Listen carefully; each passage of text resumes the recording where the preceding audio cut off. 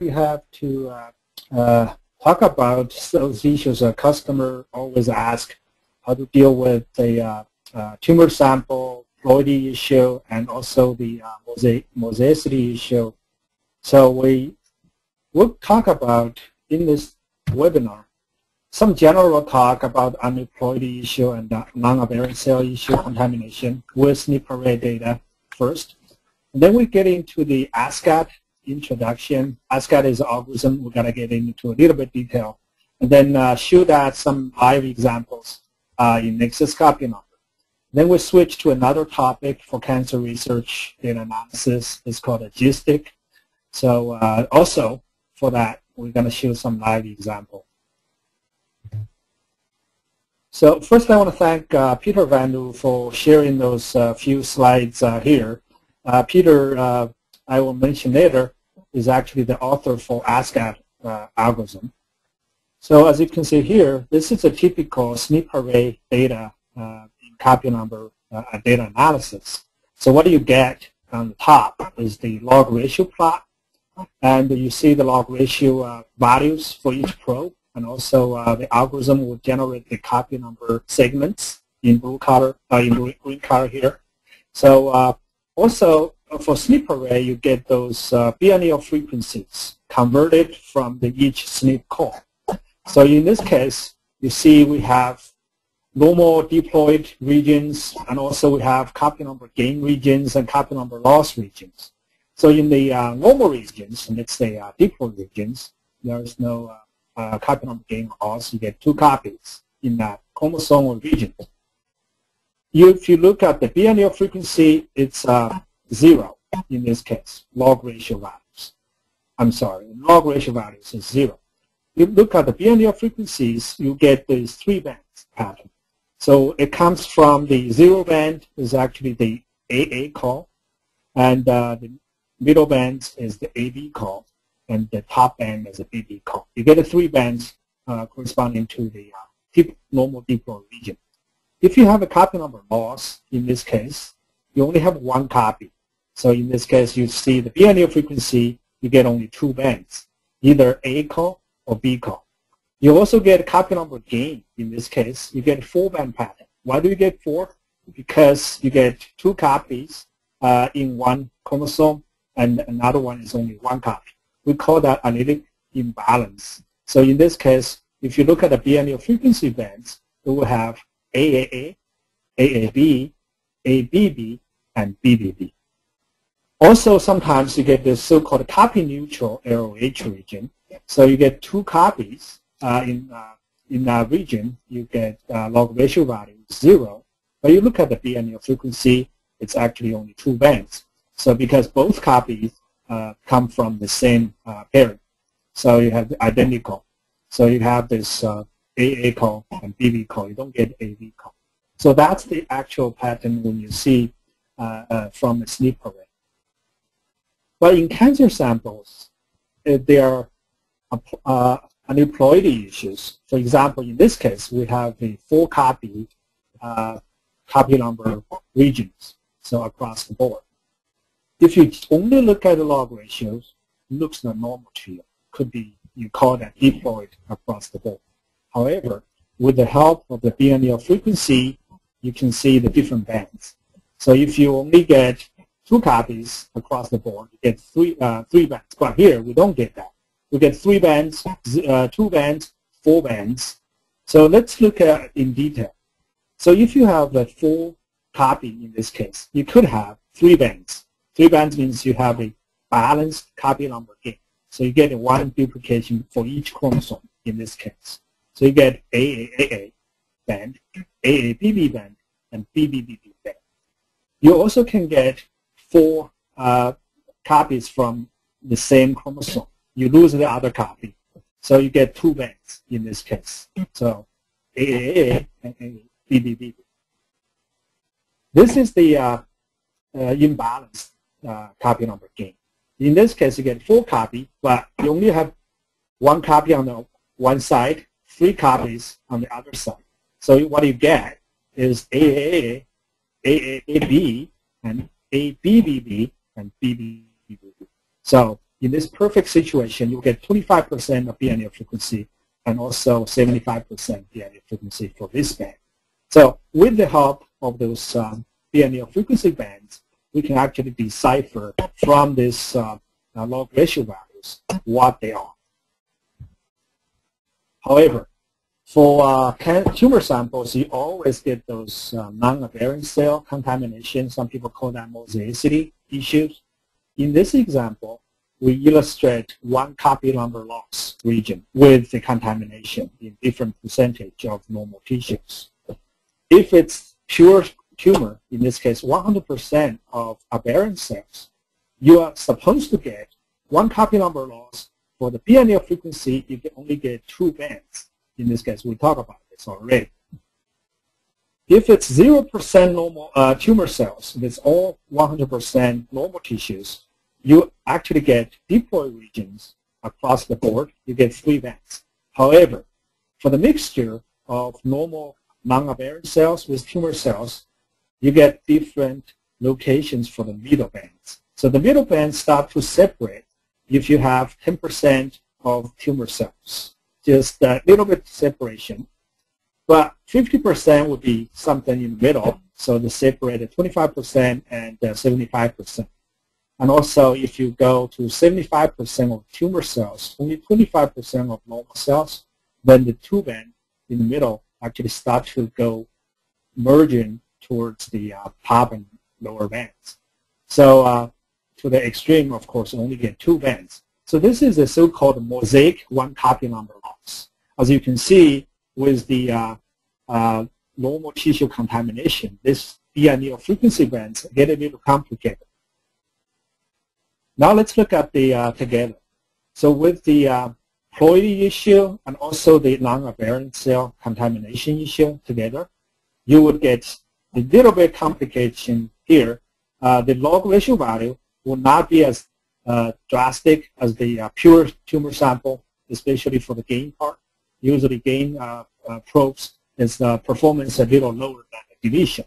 So the value is a little bit lower than the local situation. The full band pattern location will be a little different also.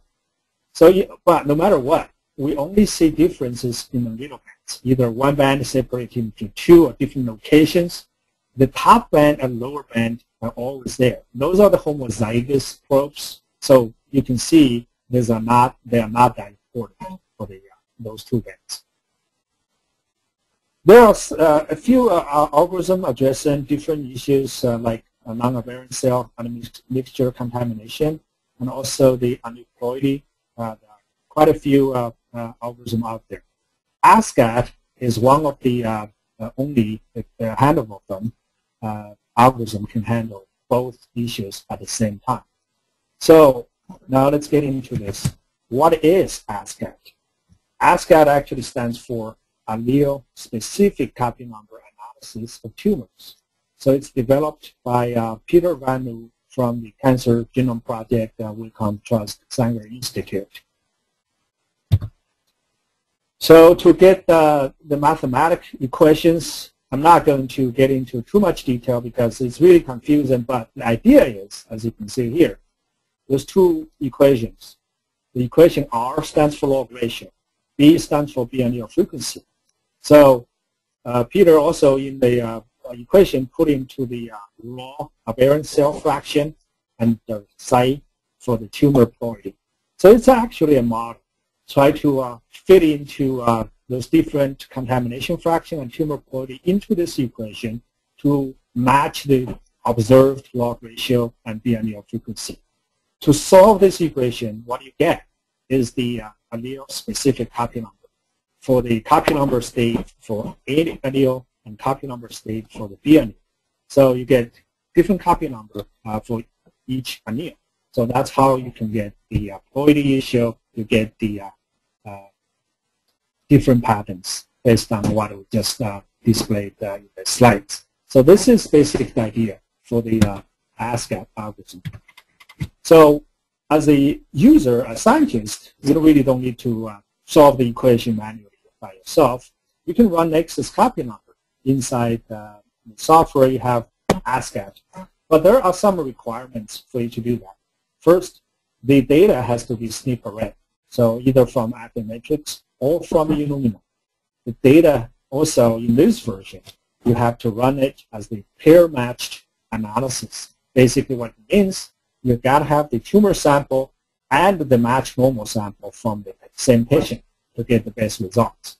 And then to run this software ASCAT algorithm, you have to use the load descriptor function inside Nexus. I'm going to show you how to do that in the live demo there. For the descriptor, you have to create this file. Basically, for Affymetrix cell file, you follow this format.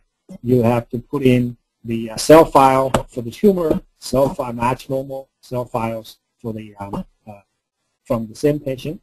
Then you have to give a name of the sample for you to call inside Nexus. That's one of the examples. For Illumina data, since usually they have this so-called final report file from the Genome Studio, they have the multiple sample in the same file put in there together.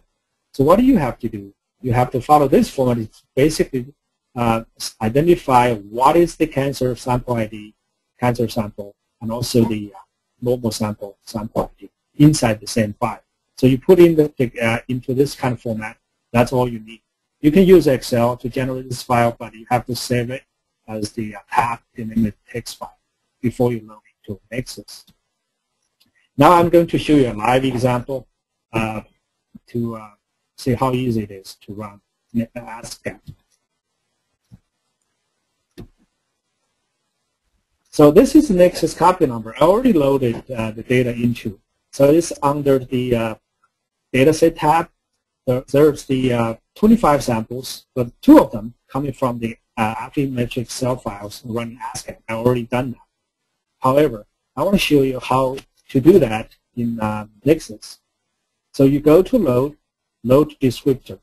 So as I said, you have to create those descriptor files following the format I showed you earlier and save them as the text file. So you load this file simply, but you got to have those cell files inside the same folder before you do this. And just load the file, and then the sample has been loaded here. Of course, you simply click View, you get ASCAT algorithm invoked and process those samples one by one. But to save time, I'm not going to do that since I already processed the data. So it takes about 2 minutes for each sample to run from the cell file through the ASCAT to give you the results. So now I'm going to show you those 2 only.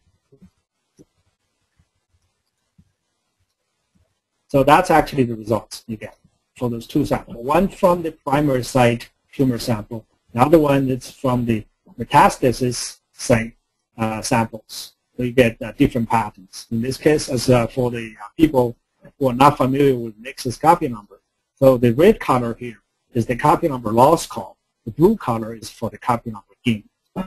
Come back to the data set. Once you run the ASCAT algorithm for the sample, it also report you the ploidy, average ploidy for the entire sample. So as you can see, for the primary sample is about 2.25, so average is around 2, so a diploid overall. And then you look at the metastasis sample is about tetraploidy average, but it could be higher, could be lower. There's loss and gain, but overall is there, 3.8. And also there's contamination from the normal tissue. So calculated, it's about 39% for the primary sample and 51% for the normal, for the metastasis. So let's come back to these results. So if you look at the primary sample, so this is what you see. So they have a different copy number called gain and losses across the board. And then if you look at the chromosome 1, for example, what do you see here? For the 1 P arm, there's the no call, basically a diploid region for this entire P arm. So you look at the B allele frequency, it's actually the AV call in the middle. We actually, as I mentioned, we don't show you the 2 bands top and bottom because they are homozygous, so it really doesn't have any effect for the software, for the algorithm to decipher what's going on. So we got rid of them. So this is the middle band. Maybe called there's the log ratio. So it's a diploid. So that's normal. But if you look at this side, you get the full band pattern in this case. But the software ASCAD actually called this as the full copy tetraploid. So high copy gain. We have two blue bars here. It's really coming from the location of the two middle bands and then also the modeling of the contamination of the normal tissue. You also look at this region. It's actually only called one copy number gain. So that's the 3 copies in that region. You look at the BNL frequencies, they're closer towards the middle band region, 0.5.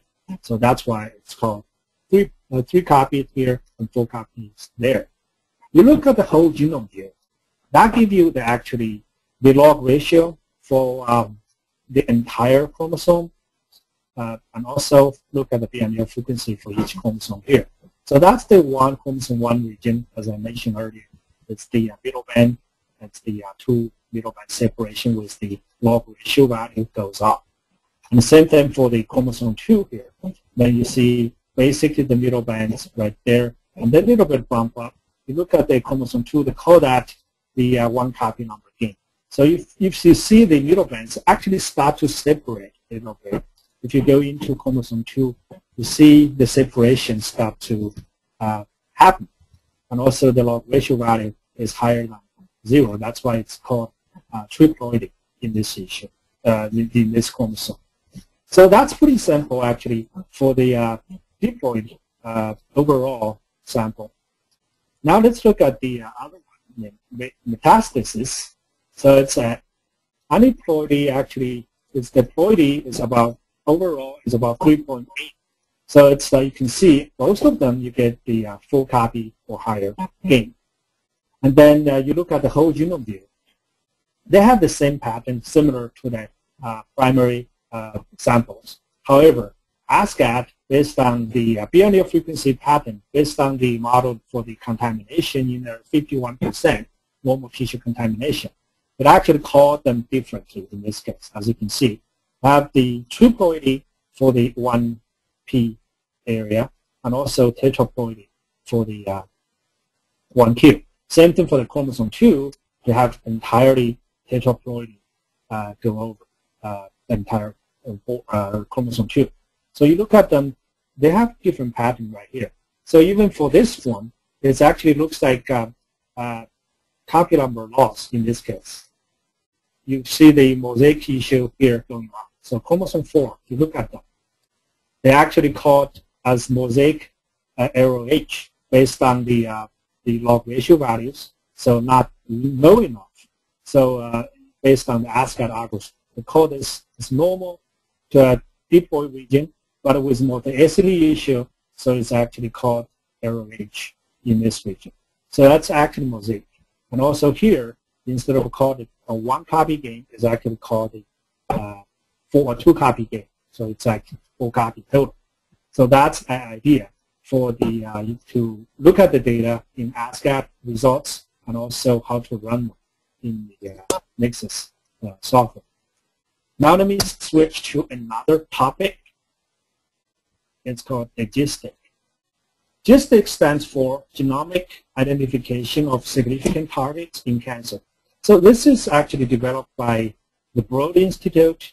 The idea for GISTIC is to identify the so-called common aberration regions, but with a twist. So it actually gives you the significance for each region.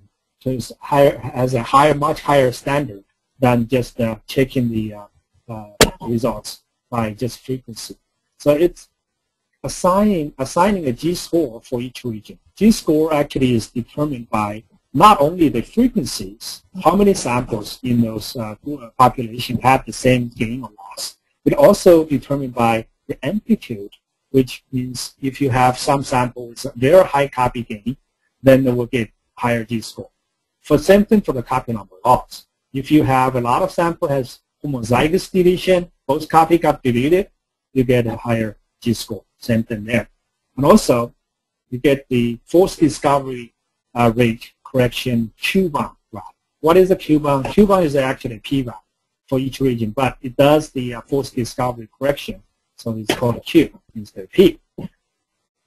The results for GSTIC, you get normally something like this.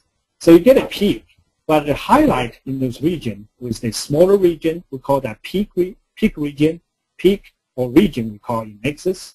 It's basically the aberrant region with the greatest amplitude and frequency of the aberration among the samples. So it's a smaller region right here. You also get the so-called extended region or wider peak region. So why you get a wider peak? Because they use this algorithm called leave one out. So when you have those, let's say, 50 samples, 25 of them show the overlapping region. But maybe some of these samples have this round boundary breakpoints that could cause bias for the results.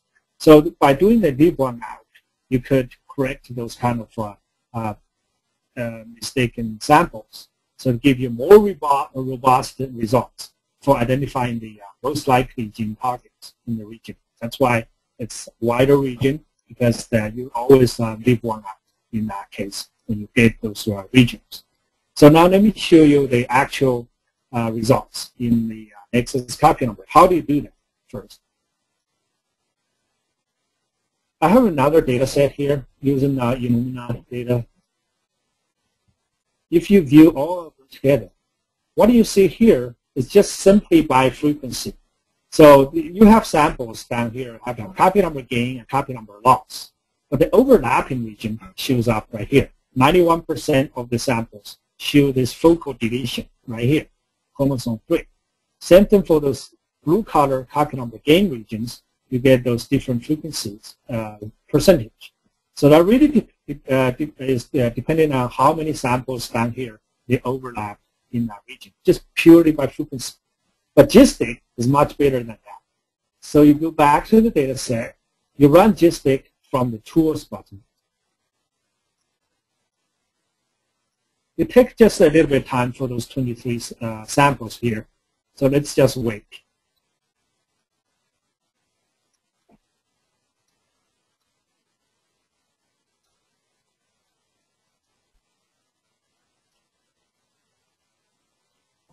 All right. So this is the results after run what you see after run GSTIC in Nexus. So as I mentioned in the slide, there's a region column and also extended region. Region is the peak, extended region is the leave one out algorithm, it's a wider peak. And also give you what is this region about. Is the gain or a loss? Also the Q-bar, I mentioned this FDR corrected P-bar, and also the G-score. G-score is coming from the frequency as well as the most important, the amplitude for that region, how many samples have the higher gain due to homozygous deletion. So for the G-score, if you sort by that G-score column, you get the highest G-score here, 23.5 in that case. Let's take a look what's they look like. If you right-click, go to show region, and then go to Nexus. So that's actually the highest G-score, 23.5. Q-bound value is actually 0.0000. So it's below 10 to the minus 4. So that's not showing you the actual value. It's too small. So very significant. So if you sort this region, then all those samples line up. So with some samples homozygous deletion, so G-score is minus 2.1. Some samples is a 1 copy loss, so minus 1. So if you zoom out this region, you see this is actually a smaller peak inside this big region. Then you start to see the extended region. That's coming from the leave one out algorithm to give you a wider region. But in this, both in the extended region and the focal peak region, you only get this one gene in this case, the F-hit gene. F-hit gene is an uncle gene actually. It's one of the important findings from the this data set. So you come back to this region, you can click actually here, you get the F-hit also. So you can go in to extend the region, as mentioned, you only get one gene in this case. So you can keep going to launch your browser to find this gene if you have no idea what this is. So you can actually search either to Google or you go to NCBI to find this gene. coming back to that profile, right-click, you can go into anywhere to look for this gene reservation. But that's not the point. The point is we identified the most significant regions among those samples by using the GISTIC algorithm. So because all those are significant, what you can do, go down actually more to find more results out of this. You highlight all those significant regions. You can do an enrichment analysis to get those functions out of those genes in those regions. So those are the terms from the gene ontology annotation. So you get those different pathway terms which you can do. The Nexus has a way to include other pathways like Bicarta or KEGG. You can actually do that too. So, but that's not what I'm going to cover today. So basically what I just covered is just two things inside this webinar is ASCAT and GISTIC. That's all I want to talk about today. So it's a short webinar. It's for education only. So if you have any questions, I'm going to answer right now. Let's check what we have here. All right. So there are quite a few questions people put in already. So the first question is, there's the 4-axis should show increase in CN status. The picture does not show that. I don't know which picture. Oh, I think it's talking about this plot right here.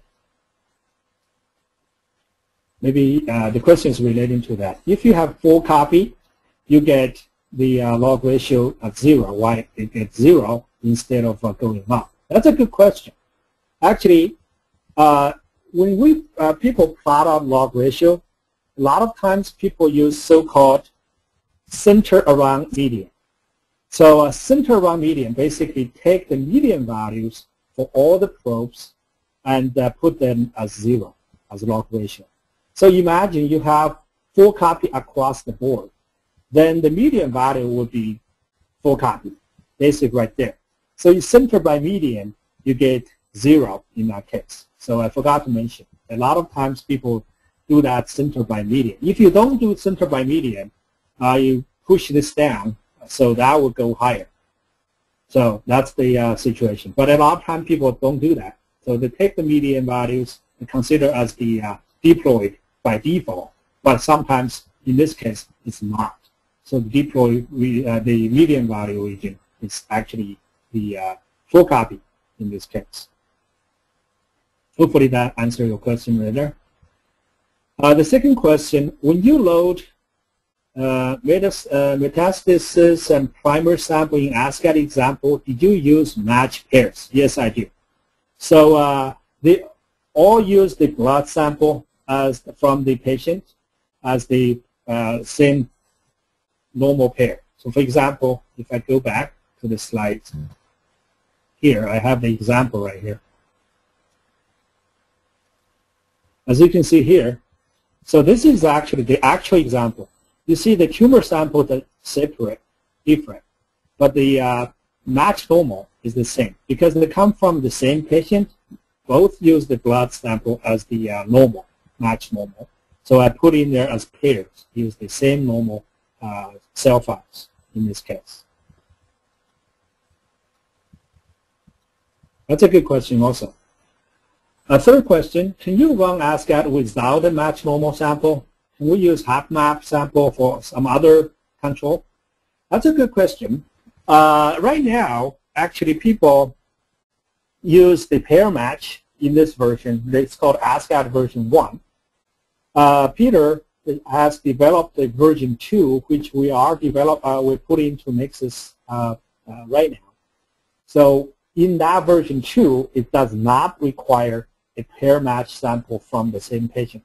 You can have other normal, you even have a HapMap sample as your control. So you can run ASCAT too. However, for Nexus 6.1, the current version, we don't have that feature yet, but it's coming. Next question, will ASCAT work on data generated from FAPE samples? Yes, it is doable. So people actually mention using FAPE sample, especially using AFI OncoScan platform. People use OncoScan to get better results. You can use OncoScan data, actually run ASCAT in Nexus to get the same results as I just showed you. That was from 6.0, SNP 6.0. So you can run ASCAT on FAPE sample without any problem. So as I mentioned, the only requirement is the pair match you got to have. So right now, that's the current version. Next question, can I run ASCAT pair analysis to find a unique change between two patients? Not ASCAT, I would say. So ASCAT mainly address the ploidy issue and also the normal contamination issues. For pair match, yes. You can use pair match analysis to in Nexus to identify the different copy number changes between two patients. That's doable. So you can also run that inside Nexus without the pair match, just do simply comparison. But since you only have two samples, the p-value won't be significant. You can put p-value as 1 to identify the different regions among those two samples. Next question for ASCAT, doesn't matter what is used for the matching. Basically, can I use blood or adjacent tissue? Yes, the answer is yes. So as long as you do a pair match. What is the segmentation algorithm used in Nexus? Do you use HMM, CBS, or other segmentation? Actually, that's a very good question because we talk about ASCAT. Nexus actually does not use its own algorithm to call the segmentation. ASCAT has its own segmentation algorithm called ASPCF. So in that case, Nexus just take the results from ASCAT algorithm, display them inside Nexus. But Nexus has its own algorithm. If you don't use ASCAT, it has HMM model-based algorithm called FAST2. If you use SNP array, it's called a SNP FAST2 algorithm. It's better than the traditional HMM model because it actually addresses the mosaicity issue using a FAST2 algorithm. CBS, we have another algorithm called rank segmentation. It's based on CBS, but it's also much better than CBS. As people know, CBS is very computer intensive. We used rank segmentation based on CBS algorithm, but we ranked the log ratio values. That dramatically increased the computation speed to get results faster. Next question. What are those purple and yellow-orange color representing? That's a good question. I forgot to mention. Sorry for that. So when you go to the Nexus again, here, the results, you see the purple and yellow region. This is actually coming from the BNL frequencies. So let me go back to the primary sample in this case. You see here, we put the purple and yellow onto the chromosome. If you go to chromosome 14, you get those yellow region. It's because we call that as ROH. So two-band mosaic loss in this case, mosaic loss, we get also ROH call. So yellow bands coming from the two-band pattern and purple coming from the four-band pattern. So in this case, a mosaic. So it's a little complicated, but that coming from the BNL frequency bands to get the yellow and purple call. It's not from the log ratio values, which give you the copy number loss and copy number gain call. Hopefully that answered that question. How do you calculate the G-score? G-score is calculated based on the amplitude for each sample inside the results here. So we got a G-score value right here. So like the 23, right? So let's go back to the results here. So we have so many samples in this case. Each sample, depending on the amplitude, in this case, it's actually G-score is equals to, as I can see, yeah, 2.1 minus 2.1. So it's actually homozygous deletion, and this one is one copy, so it's minus 0.1. So the algorithm just based on the frequency and the amplitude for each sample, get the each one sample get a G-score. You put them together, you get the cumulative G-score for that region. If you use center by median, then CN3 will also show as diploid, not necessarily. For example, if you go back to the primary sample here, overview, if you look at the biennial frequency plot, we center this by median. So this is actually the diploid region in this case. This is the high copy, either 2 copy or 1 more copy. This is actually 1 copy gain. So that's the triploid issue right here. And the diploid is the center by median, is center around 0. Then 1 copy gain. The triploid is actually higher than 0, and the tetraploid is even higher. You look at the core, it's actually right here. So this is the triploid, so it's actually higher than 0. So that's center by median. Really depending on the ploidy, overall ploidy in your sample. Let me see, next question. If when I load my match pair sample into Nexus, it says the 75% probe dropped.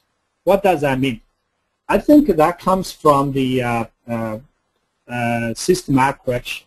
So what we have here in the data processing, we have a correction when you do data loading. When you do data loading, if I show the results here, this is ASCII.